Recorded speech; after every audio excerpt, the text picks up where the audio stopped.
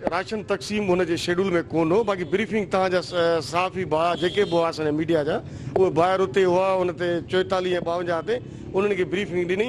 वरी CM साहिब खे वञिणो ॿियनि ज़िलनि में, उते ज़ाहिर आहे बरसाति पई आहे 3-4 ॾींहंनि खां। अलाह जे तरफ़ां इहा इंशाअल्लाह असांजे लाइ बाइस रहमत थींदी। हींअर त उनजे लॻा पिया माण्हुनि खे रेस्क्यू करण लाइ सभिनी जे लाइ। मां हिते पहुतो आहियां, DC साहिब पहुतो, असां MP MLA सां चवंदा सभिनी खे मिलंदो राशन। तव्हां राशन तक़सीम कंदो? राशन तक़सीम उनखे चवंदासीं, असां कंदासीं, पाण कंदासीं। हा, सभिनी खे मिलंदो, सभिनी खे मिलंदो। असां वेठा आहियूं, कैंप हीअं असां वेठा आहियूं, सुबुह खां वठी राति ताईं वेठा, 24 कलाक वेठा आहियूं असां। भाईजान ॾिसो, हींअर त पाणी कढूं, वरी इन ते पोइ बहस कंदासीं ऐं माण्हुनि खे खाद खुराक पहुचायूं ऐं माण्हुनि खे कढूं।